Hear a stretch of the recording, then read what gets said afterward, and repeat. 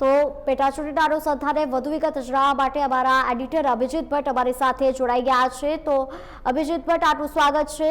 જે મુજબ 8 બેઠકો પર જે પ્રમાણે ડંકાઓ વાગી ચૂક્યા છે, જે મુજબ પેટા ચૂંટણીના ધમધમાટ શરૂ થઈ ચૂક્યા છે, ત્યારે આ વખતે ભાજપ અને કોંગ્રેસ તરફથી જીતના દાવાઓ કરવામાં આવી રહ્યા છે, ત્યારે કઈ કઈ બેઠક પર ભારણ વધારે બીજેપીને જોવા મળ્યું છે?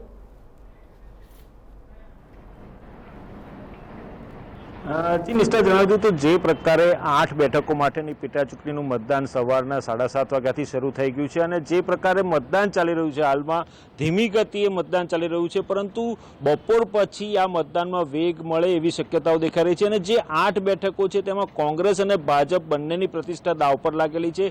ખાસ કરીને વાત કરીએ તો ડાંગ જિલ્લો અને ડાંગની જે બેઠક છે અને કપરાડાની જે બેઠક છે, એ બે બેઠક માટે ભાજપ એડી ચોટીની જોર લગાવી રહ્યું છે, કારણ કે આ બંને બેઠકો વર્ષોથી કોંગ્રેસનો ગઢ ગણવામાં આવે છે અને કોંગ્રેસનો ગઢ હોવાને નાતે ભાજપ આ વખતે ગમે તે પ્રકારે ત્યાં આગળ એ ગઢમાં ગાબડું પાડવા માટે મક્કમ છે અને જે પ્રકારે રાજ્ય સરકારે પણ ભાજપની રાજ્ય સરકારે ડાંગ અને વલસાડ જિલ્લાના આદિવાસી વિસ્તારો માટે, આદિવાસીઓ માટે જે યોજનાઓ અમલી કરી છે તેનું સંકલન કરીને તેને લોકો સુધી પહોંચતી કરવા માટે જે એડી ચોટીની જોર લગાવ્યું છે ને એનો ફાયદો ભાજપને મળે એવી શક્યતા અત્યારે દેખાઈ રહી છે। પરંતુ એ તો મતપેટી ખુલશે, ઈવીએમ ખુલશે 9મી તારીખે, ત્યારે ખબર પડશે। પરંતુ અત્યારે જે માહોલ છે, બંને પક્ષો દાવા કરી રહ્યા છે કે ડાંગ જિલ્લાની બેઠક જે છે, ડાંગ બેઠક વિધાનસભાની અને સાથે સાથે કપરાડા બંને બેઠક ઉપર ભાજપ પોતાનો ભગવો લહેરાવશે એવા દાવા કરવામાં આવે છે। સાથે સામે બીજી બાજુ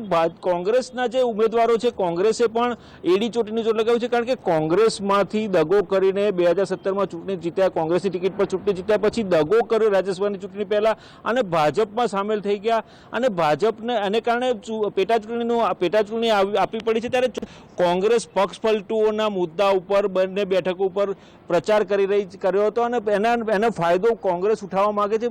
જ્યારે હવે વાત કરીએ વડોદરા જિલ્લાની કરજણ બેઠકની, તો કરજણ બેઠકમાં પણ પક્ષ પલટુ ઉમેદવાર છે જે ભાજપની ટિકિટ ઉપર ચૂંટણી લડી રહ્યા છે, અક્ષય પટેલ કોંગ્રેસની સીટ ઉપર 2017માં ચૂંટણી જીત્યા હતા અને પછી હવે 2020માં જ્યારે પેટા ચૂંટણી યોજાઈ છે અને રાજ્યસભાની ચૂંટણી પહેલા તેમણે પણ રાજીનામું આપી ભાજપમાં જોડાયા હતા અને ભાજપની ટિકિટ ઉપર હવે ચૂંટણી લડી રહ્યા છે। ત્યારે કોંગ્રેસે આ બેઠક માટે પણ પક્ષ પલટુનો મુદ્દાને આગળ ધર્યો છે, જ્યારે ભાજપને પણ વિશ્વાસ છે કે આ બેઠક કોઈપણ સંજોગોમાં ભાજપ જીતશે અને અક્ષય પટેલ ફરી એક વખત ધારાસભ્ય બનીને આવશે।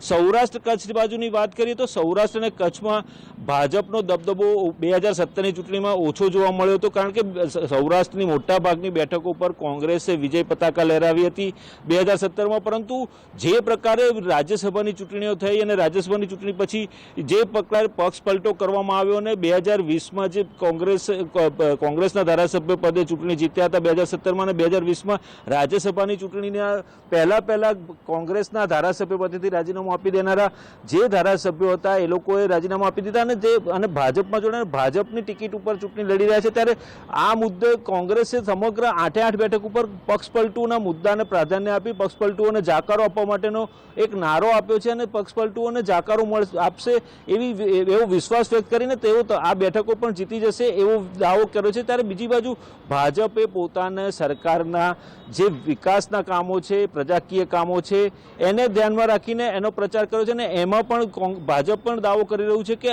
આ તમામ બેઠકો પર ભાજપનો ભગવો લહેરાશે। જી નિષ્ઠા, લહેરાશે, પરંતુ જે મુજબ દક્ષિણ ગુજરાતના CR પાટીલના આ વખતે વર્ચસ્વનો સવાલ ઉભો થયો છે, ત્યારે આ બાબતે આપનું શું કહેવું છે?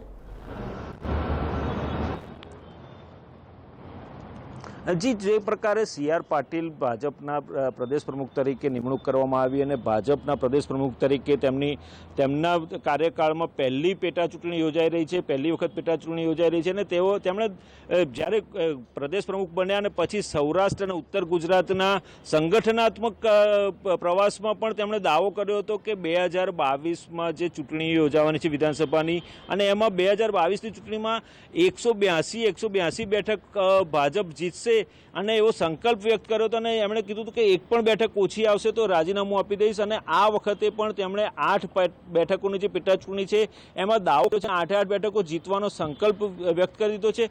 તો એ સી.આર. પાટીલની જે કાર્યશૈલી છે એની ઉપર ફોકસ કરીએ તો સી.આર. પાટીલ 2019માં લોકસભાની ચૂંટણી વખતે ઉત્તર પ્રદેશ અને બિહારમાં તેમને પ્રચાર માટે સ્ટાર પ્રચારક તરીકે મોકલવામાં આવ્યા હતા અને જે બેઠકો પર તેઓ પ્રચાર કરવા ગયા હતા તમામ બેઠકો પર ભાજપનો ભગવો લહેરાયો છે. અને એને ધ્યાનમાં રાખીને ભાજપે પ્રદેશ પ્રમુખ તરીકે સી.આર. પાટીલ નિમણૂક કરી છે. ત્યારે ચોક્કસ એવું કહી શકાય કે સી.આર. પાટીલ એક પાયાના કાર્યકરો સાથે ઘરોબો ધરાવે છે, પાયાના કાર્યકરો સાથે સંવાદ કરે છે અને તેના કારણે તેમને વિશ્વાસ છે કે 8 બેઠકોની પેટા ચૂંટણી પર ભાજપનો ભગવો લહેરાશે અને 8 બેઠકોની પેટા ચૂંટણીમાં ભાજપ જીતશે. પરંતુ આ તો જો ને તોની વાત છે, પરંતુ જે વાસ્તવિક પિક્ચર છે એ 9મી તારીખે મતગણતરી શરૂ થશે અને મતગણતરી પૂર્ણ થશે ત્યારે સંપૂર્ણ ચિત્ર, સ્પષ્ટ ચિત્ર બહાર આવશે. પરંતુ હાલ તો અત્યારે બંને પક્ષો જે દાવા કરી રહ્યા છે એ અત્યારે જો ને તોની ઉપર નીતિ ઉપર જ ચાલી રહ્યા છે. જી નિષ્ઠા. અભિજીત, જે મુજબ આજે સવારના સમય દરમિયાન ભાજપના કાર્યકરો પૈસા આપીને વોટ ખરીદતા જોવા મળી રહ્યા છે, ત્યારે ભાજપની છબી બગડશે ખરા તે અંગેના સવાલો અત્યારે લોકો પૂછી રહ્યા છે. ત્યારે આ બાબતે આપનું શું કહેવું છે?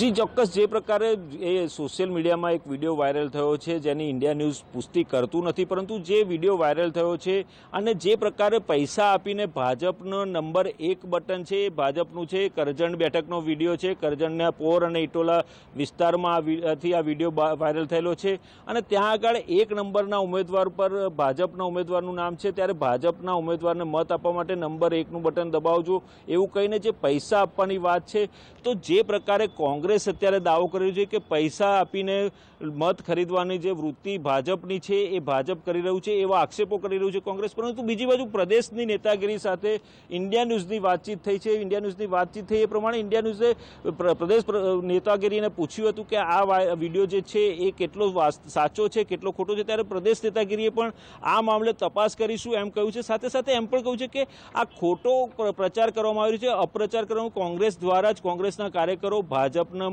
માસ્ક પહેરીને પ્રચાર કરી રહ્યા અને આ પ્રકારનો વિડીયો બનાવી અને વાયરલ કરી રહ્યા છે. અને જે પ્રજાને પણ ખબર છે કે આવનારા દિવસોમાં 8 બેઠકોનું મતદાન પૂરું થશે, પછી મતગણતરી થશે, ત્યારે 8 બેઠકો પર ભાજપ જીતવાનું છે એવો પ્રજા પણ ભાજપના વિશ્વાસ રાખી રહ્યું છે. કારણ કે ભાજપનો નારો છે કે સબકા સાથ સબકા વિકાસ અને એ નારાની સાથે ગુજરાતની પ્રજા અને જે બેઠકો પર પેટા ચૂંટણી છે ત્યાંની પ્રજા ચાલી રહી છે. ત્યારે કોંગ્રેસ દ્વારા કાવા દાવા કરી, ખોટા આક્ષેપો કરીને મત મેળવવા માટેનો પ્રયાસ હાથ ધરવામાં આવી રહ્યો છે અને ભાજપને બદનામ કરવામાં આવી રહ્યું છે એવું પ્રદેશ નેતાગીરીનું સ્પષ્ટ માનવું છે. જી નિષ્ઠા.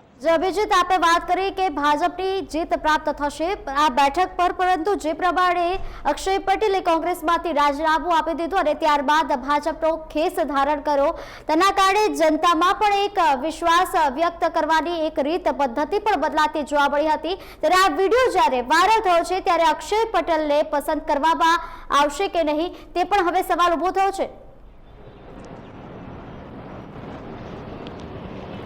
જી ચોક્કસ એવું કહી શકાય, પરંતુ જે પ્રકારની મેં કહ્યું એમ છે કે ભાજપના પ્રદેશ નેતાગીરીએ પણ આ ઘટનાને વખોડી છે અને તપાસ કરવાની ખાતરી આપી છે. પરંતુ બીજી બાજુ એવું કહી રહ્યું છે પ્રદેશ નેતાગીરી કે આ વિડીયો ખોટો છે અને ખોટી રીતે કોંગ્રેસે અપ્રચાર કરવા માટે ભાજપને બદનામ કરવા અને અમારા ઉમેદવાર અક્ષય પટેલને બદનામ કરવા માટેનું ષડયંત્ર રચ્યું છે.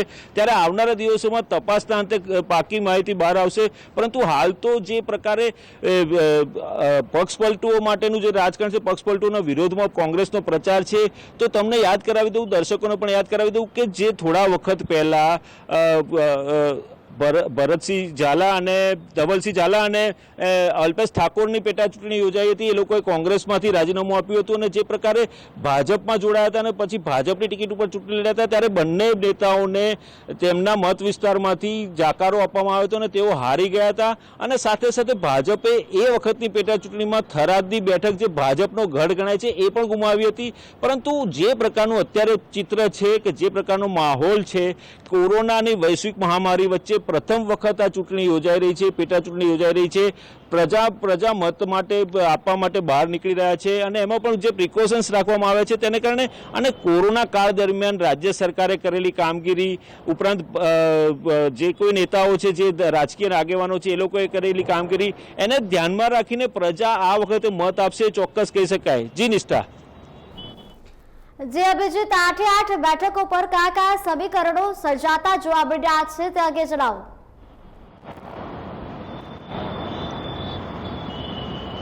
જે નિષ્ઠા, જે પ્રકારે 8 બેઠકોનું છે તો મેં કહ્યું એમ જેમ ડાંગ અને વલસાડ જિલ્લાની જે ડાંગ અને કપરાડા બેઠકો છે બંને આદિવાસી બેઠકો છે અને આદિવાસી બેઠકો વર્ષોથી કોંગ્રેસનો ગઢ રહ્યું છે. કોંગ્રેસના ઉમેદવાર જ વિજયી થયા છે અને વર્ષોથી કોંગ્રેસનો ગઢ ગણાતી આ બંને બેઠકો પર આ વખતે ભાજપ ગમે તેમ કરીને ગાબડું પાડવા માંગે છે અને આ વખતે પિક્ચર પણ એવું દેખાઈ રહ્યું છે, લોકોનું મન કરી શકાતું નથી. પરંતુ જે પ્રકારનો ત્યાં માહોલ જોવા મળી રહ્યો છે, ત્યાંના સ્થાનિક પત્રકારો છે અથવા તો સ્થાનિક આગેવાનો છે, તે લોકોની જે કામ કરવાની શૈલી છે અથવા તો વિકાસ માટેની વાતો છે તેને ધ્યાનમાં રાખીને આ વખતે બંને પક્ષો માટે પ્રતિષ્ઠાનો પ્રશ્ન બની ગયો છે. પરંતુ 9મી તારીખે જેમ મેં કહ્યું એમ 9મી તારીખે મતગણતરી થશે, એ પછી સંપૂર્ણ સ્પષ્ટ ચિત્ર બહાર આવશે.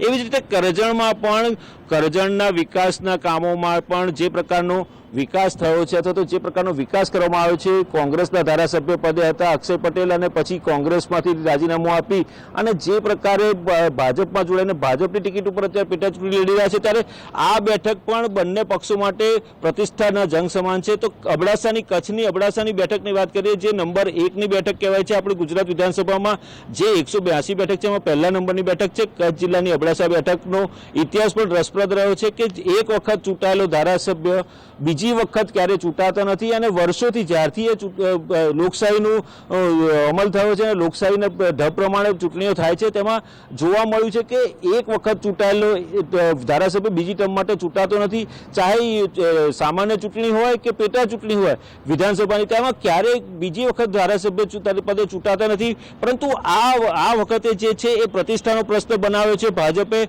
અને ગમે તેમ કરીને આ ઇતિહાસ જે છે ઇતિહાસને બદલવા માટેનો એડીચોટીનું જોર લગાવ્યું છે. તો સૌરાષ્ટ્રની જે છે ધારી બેઠક છે, લીંબડી બેઠક સુરેન્દ્રનગર જિલ્લાની, સાથે સાથે જે પ્રકારની આ બંને બેઠકો પર પણ જે પ્રકારનું મતદાન થઈ રહ્યું છે અથવા તો મત માટે જે પ્રચાર થયો હતો, ત્યારે ભાજપ અને કોંગ્રેસે બંને એડીચોટીનું જોર લગાવ્યું છે. ધારી બેઠક જેવી કાકડિયા ઉમેદવાર હતા કોંગ્રેસના 2017માં અને તેમણે રાજીનામું આપીને પક્ષપલટો કરીને ભાજપની ટિકિટ ઉપર હાલમાં ચૂંટણી લડી રહ્યા છે. ત્યારે આ બેઠક એક મહત્વની બની રહેશે, કારણ કે અમરેલી જિલ્લો એ કોંગ્રેસનો ગઢ સમાન ગણાય છે. કારણ કે 2017ની ચૂંટણીમાં અમરેલી જિલ્લાની લગભગ બધી જ બેઠકો પર કોંગ્રેસે વિજય પતાકા લહેરાવી હતી, કોંગ્રેસનો પંજો ફરી વળ્યો હતો અને એ અરસામાં જ 2017માં જેવી કાકડે ધારી બેઠક ઉપરથી કોંગ્રેસના ઉમેદવાર તરીકે જીત્યા હતા અને કોંગ્રેસના ધારાસભ્ય બન્યા હતા. પરંતુ આ વખતે જે પેટા ચૂંટણી છે એમાં જે પ્રકારનું આયોજન થયું છે, જે પ્રકારનો પ્રચાર થયો છે, જે પ્રકારનું માઇક્રો પ્લાનિંગ ભાજપ દ્વારા કરવામાં આવ્યું છે, ત્યારે ચોક્કસ એવું કહી શકાય કે જેવી કાકડિયાને ફાયદો થશે. જે અભિજીત, આપે 8 બેઠકો અંગેની જે વિગતો આપી તે બદલ ખૂબ ખૂબ આભાર.